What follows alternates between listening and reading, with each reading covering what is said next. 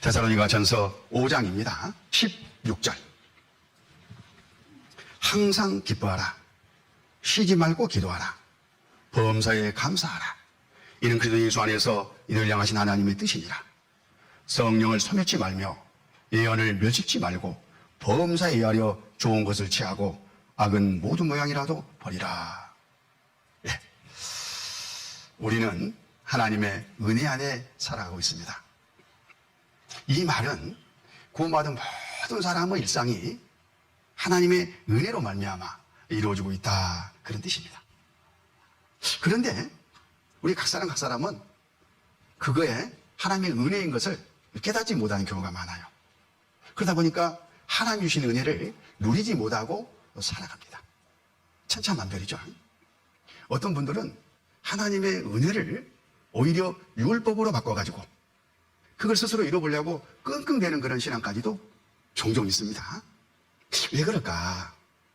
하나님의 은혜가 무엇인지, 하나님 우리에게 어떻게 그 은혜를 공급하시는지, 그 하나님의 은혜를 받아 누리는 그런 내 신앙의 조건, 곧 요령이 무엇인지를 실제 정리하고 있지 않아서 그렇습니다.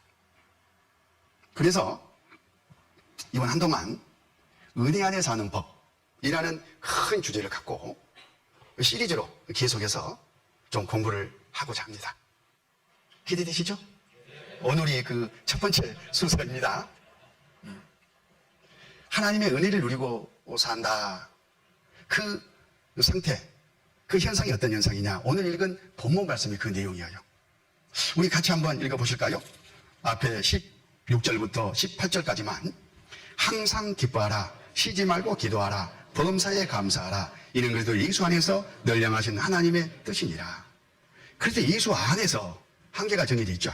그러니까 구원을 받아야 돼요. 그리고 그 신앙이 그래서 예수 안이라는 제한된 범위 안에 들어와 있어야 돼요. 그 안에서 하나님이 항상 기뻐하고 쉬지 않고 기도하고 범사에 감사하는 삶을 살 수 있도록 공급을 해주고 있는데, 그걸 누리고 사느냐 하는 문제예요. 누리고 사는 것, 하나님의 은혜를 마음껏 누리고 사는 것, 그게 하나님의 뜻입니다. 그런데 실제 우리는 그 은혜를 누리고 사느냐, 이건 좀 다른 문제잖아요. 그래서 이번 은혜 안에 사는 법을 아주 치밀하게 성경을 공부한다, 이렇게 생각하면서 쭉 한번 정리하는 것도 우리 각 사람 개인 신앙에 큰 기회가 될 겁니다. 항상 기뻐하고 쉬지 말고 기도하고 범사에 감사하는 삶을 사는, 바로 그것이 은혜를 누리고 사는 삶이다. 내가 은혜를 누리고 지금 살고 있다 하는 증거는 순간순간이 기쁨과 또 하나님께 대한 어떤 기도와 그리고 감사함의 그런 마음으로 내가 지금 지내고 있다 하는 것과 연결되어 있는 겁니다. 그런 사전 지식을 가지고 어떻게 하면 그러면 이렇게 사라질 수가 있을까 하는 거예요. 자, 문제를 한번 제기해 보겠습니다. 어떤 식구들은 이렇게 살아가니까 항상 기뻐하려고 예를 써요. 억지로 막 그냥 갖다 붙여, 기쁨을. 계속 기도에 끙끙거리면서. 감사 나오지도 않는데 일부러 만들어가지고 막 감사거리를 막 만들어. 그게 뭐냐면 예수님께서 마태복음 7장에 나쁜 나무에서는 나쁜 열매가, 좋은 나무에서는 좋은 열매가, 그렇죠? 근데 나쁜 나무에다가 좋은 열매를 갖다가 붙이는 것이에요. 진짜예요, 가짜예요? 어려운가? 사람이 보기에는 양의 탈을 쓰고 있는데 속에는 일이잖아요. 똑같은 거예요. 하나님 앞에는 전혀 의미가 없고 오히려 그 사람만 힘들죠. 하나님 주신 은혜를 율법으로 바꿔서 스스로 수고하고 있는 겁니다. 그런 게 없으려면 이 은혜를 누리고 사는 삶, 그에 대한 우리 신앙의 조건이 어떤 것들인 것을 생각하면서 내 신앙을 성경적으로 바르게 다듬어 가는 것은 너무나 중요하다, 이렇게 이제 소론을 잡고, 어떻게 하면 그러면 항상 기뻐하고 쉬지 말고 기도하고 범사에 감사하는 삶을 살 수 있을까? 이걸 생각해 봐야죠. 자기 모로는 절대 안 된다 하는 전제가 지금 깔려 있는 겁니다. 그런데 그렇게 가르치고 그렇게 생각하고 그렇게 교제하고 있으면 잘못하고 있는 거다, 그런 말도 지금 드리고 있는 거예요. 이건 우리를 구원하실 때 우리 안에 들어와 내주하시는 성령님이 나를 지배하시고 인도하시는 그 상태, 그 순간 그 상태가 아니면은 절대 이루어질 수 없는 거예요. 이건 하나님이 주시는 은혜의 결과이기 때문에 그렇습니다. 다른 말로 하면 오늘 이 본문 말씀은 성령 충만함을 받으라, 그런 말씀인 거예요. 성령의 지배와 다스림 안에 거하라, 그런 뜻인 거예요. 쉽겠죠? 그래서 내 신앙이 성령이 지배하고 다스리시는 그런 신앙으로 계속해서 다듬어져 가야 되는 겁니다. 그게 신앙이 자랐다, 성장한다, 그렇게 말을 하는 거예요. 그건 단번에 한순간에 뭐 말씀을 좀 알고 깨달았다 해서 이해했다 해서 이루어지는 게 아닙니다. 이 말씀이 성령 충만의 말씀이라는 것을 다른 말씀으로 좀 교훈을 받아보면 에베소서 5장 17절을 직접 한번 찾아보십니다. 성경 에베소서 5장 17절 314쪽 에베소서 5장 17절 그러므로 어리석은 자가 되지 말고 오직 주의 뜻이 무엇인가 이해하라. 주의 뜻 나오죠. 하나님의 뜻. 술 취하지 말라. 이는 방탕 것이니 오직 성령의 충만을 받아라. 성령 충만 받는 것이 아버지 뜻이고 성령 충만을 받았을 때 아까 항상 기뻐하고 쉬지 않고 기도하고 범사에 감사하는 삶을 살 수 있다는 것인데 바로 거기 에베소서 5장 19절부터 21절이 그 내용을 풀어서 이렇게 설명하고 있어요. 19절 시와 찬미와 신령한 노래들로 서로 화답하며 너희의 마음으로 주께 노래하며 찬송하며 범사에 일상이 일상 우리의 일상 범사에 우리 주 예수 그리스도의 이름으로 항상 아버지 하나님께 감사하며 그들을 경외하고 피차 복종하라. 이 말씀을 더 뭉뚱그리면 항상 기뻐하고 쉬지 않고 감사하고 범사에 감사하는 삶을 살라는 말씀이라니까요. 짝이 되는 말씀이셔요. 오늘 본문 말씀은 성령 충만을 받으라는 말씀이구나. 이렇게 이제 정리를 하고 갑니다. 그러면 어떻게 성령 충만이 이루어질 수 있는가? 성령이 우리 안에서 지배하시고 다스리시고 인도하실 수 있도록 내 신앙이 거기에 코드가 맞춰져야 되는데 어떻게 하면 그것이 가능하냐 하는 문제입니다. 우리가 성령 충만을 받아야 된다는 것은 기가 따갑게 됐잖아요. 다 알고 있습니다. 또 그 설교야? 또 그 말이야? 아니에요. 어떻게 하면 그 성령 충만을 받고 누리고 살 수 있을 것인가? 이게 이제 관건이잖아요. 오늘 말씀 내용이 바로 그겁니다. 아주 중요해요. 한번 듣고 좋네 이렇게 넘어가 볼 일이 아니다 그런 뜻이죠.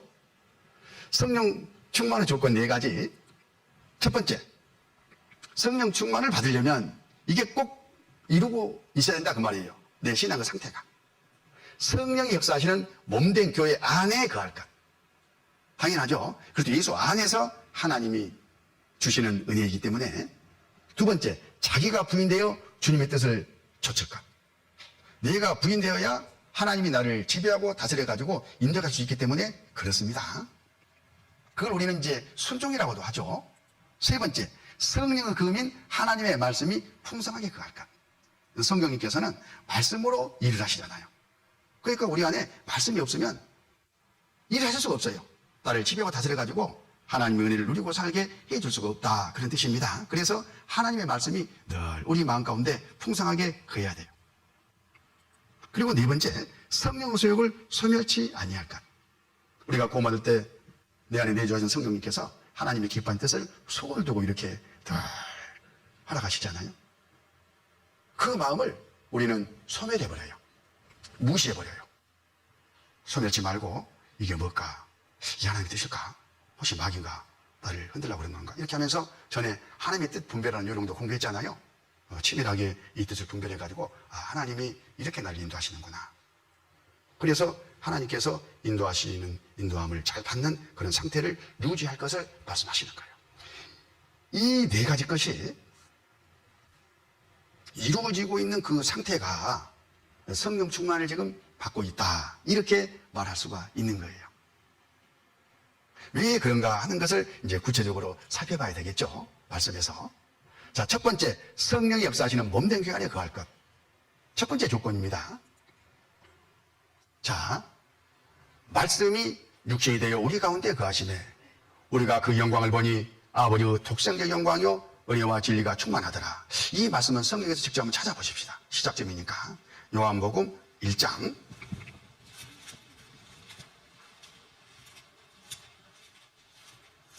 요한복음 1장 1절. 1장 1절. 태초에 말씀이 계시니라. 이 말씀이 하나님과 함께 계셨으니 이 말씀은 곧 하나님이시니라. 하나님이신 말씀이 이 세상에 몸을 입고 오셨잖아요. 그분이 예수님이죠. 14절 같이 읽습니다. 말씀이 육신이 되어 우리 가운데 거하심에 우리가 그 영광을 보니 아버지의 독생자의 영광이요 은혜와 진리가 충만하더라. 바로 예수님, 바로 그 몸 안에 하나님이 공급하시는 모든 은혜와 진리가 가득 충만히 차 있었다. 그런 말씀이잖아요. 그래서 골로새서 2장 9절 그 안에는 신성의 모든 충만이 육체로 거하시고 예수님의 몸을 말씀하십니다. 말씀이 육신으로 오신 바로 그때에 성육신 하신 그때에 예수님의 몸 안에 하나님의 모든 것들이 우리에게 공급하시고자 하시는 모든 은혜의 것들이 가득 채워져 있었다. 이렇게 이제 교훈을 받는 거예요. 근데 십자가에 못 박혀 돌아가시고 부활 승천하셔가지고 지금 예수님의 몸이 없잖아요. 그때 성육신할 때 몸은 이제 없지 않습니까? 오순절 성령을 오시고 그리고 구원받은 사람들을 연합해가지고 몸을 만드셨어요. 교회죠. 지금은 교회가 예수님의 몸이에요. 몸.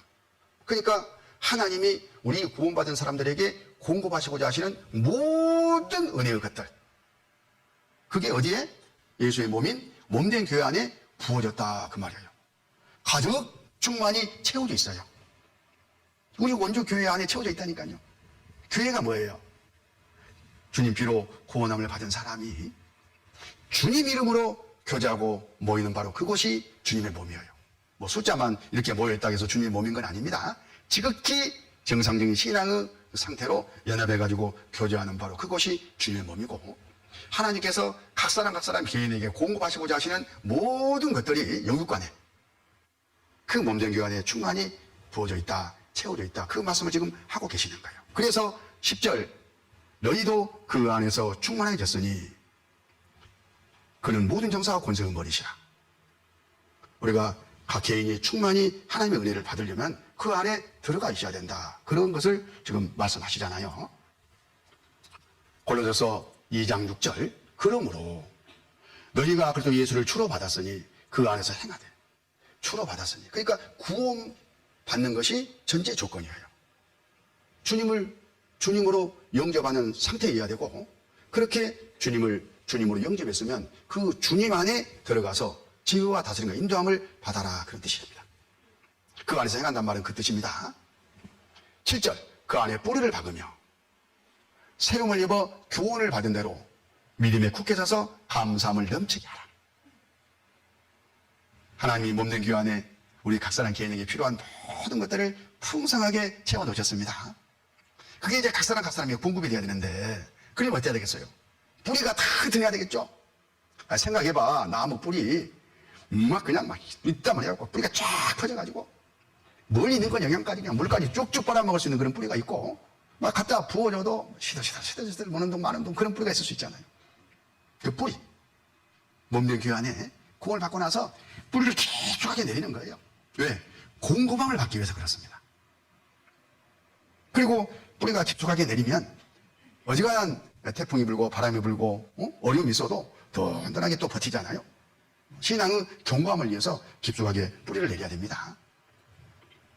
그리고 가르치고 배운 대로 그 믿음이 성장하는 가운데 하나님께 감사하는 삶을 살아라 그 말이에요. 그 말은 뭔 말이에요? 하나님이 공급하시는 하나님이 주시는 은혜를 누리고 살아라. 그 말씀을 감사함을 넘치게 하라. 이렇게 지금 표현하고 있는 겁니다. 은혜 안에 사는 법. 네. 자, 여기 대바구니가 보이죠? 저 담양에 가면, 전라도 담양에 가면 대가 유명하죠. 그래서 그 대나무 가지고 대바구니를 만들어서 팔아요. 전국에 퍼져 있죠. 어느 날 이 주인이 이 종에게 이런 망태 또는 대바구니를 하나 주면서 나 밖에 나갔다 올 테니까 여기에다 물을 가득 채워놔라. 그렇게 하고 나가는 거예요. 세상에 시킬 일을 시켜야지. 그래, 종은 이제 충성스러운 종입니다. 무조건 순종이요. 예, 알았습니다. 목숨 다해서 충성하겠습니다. 그런 종이에요. 그러니까 시킨 대로 계속 우물에서 물을 떼다가 부어요. 하루 내내. 근데 이게 차야 말이지. 주인은 가득 채워놓으라 했는데. 지쳤습니다. 못 해먹겠네. 에라 모르겠다고 발로 그냥 이 바구니를 푹 찼잖아요. 떼굴떼굴 굴려가지고 우물 속에 풍덩 빠졌어. 꼬르르 들어가면서 이 봐봐요. 가득 채워져 버리고. 바구니 안에 물만 채워지면 되는 거잖아요. 성령 충만이 바로 그렇습니다. 내가 힘쓰고 애쓰고 노력하고 막 무엇을 해가지고 받는 게 아니라, 내 안에 이루어지는 게 아니라 성령이 거하시는, 성령이 역사하시는 하나님이 충만하게 풍성하게 가득 부어놓으신, 채워놓으신 주님의 몸된 교회 안에 내가 붕덩 빠져 있으면 성령의 지배와 인도하심은 자연스럽게 받아진다. 그런 식이에요. 물이 채워지듯이. 이게 첫 번째 원리예요. 그래서 요한복음 15장에 보면 너희는 내가 일러준 말로 이미 깨끗하였으니 내 안에 거하라. 주님 안에 거하라. 포도나무 가지가 포도나무에 붙어 있어라. 무슨 말이요? 그 안에, 그 그늘 안에, 그 공급하심 안에 딱 붙어 있어라. 그런 뜻이잖아요. 그러면 나도 너희 안에 거하리라. 가지가 포도나무에 붙어 있지 아니하면 절로 과실을 맺을 수 같이 너희도 내 안에 있지 아니하면 그러하리라. 그래서 성령 충만의 첫 번째 요건은 성령 역사하시는 구원받은 사람들의 무리, 구원받은 사람들의 교제, 주님의 이름으로 모인 지극히 정상적인 신앙의 상태인 그런 식구들이 모이는 교제 안에 내가 참여하고 있을 것이 첫 번째 조건이에요. 그게 주님 안에 거하는 겁니다. 그러면 이렇게 포도가 주렁주렁 맺히잖아요. 이거 잘 생각해 보셔요. 포도나무 가지가 이 포도를 맺힙니까? 그렇지 않아요. 나무가 물과 영양분을 또 입을 통해서 탄소 동화작용을 해가지고 이 가지에다가 열매를 맺혀 놓잖아요. 가지에다. 그러니까 가지는 나무에 딱 든실하게 붙어 있으면 절로 포도라는 그런 과실을 맺는 겁니다. 그런 것처럼 우리가 성령 역사하시는 하나님이 충만히 채워놓으신 몸된 교회 안에 딱 붙어 있으면 성령 역사하셔가지고 성령이 일을 해가지고 하나님이 공급하시는 모든 것들을 누리고 살 수 있도록 성령님께서 해주신다. 그런 뜻이에요. 그게 바로 성령 충만의 핵심입니다. 그것을 누리고 사는 것이 은혜 안에 사는 겁니다.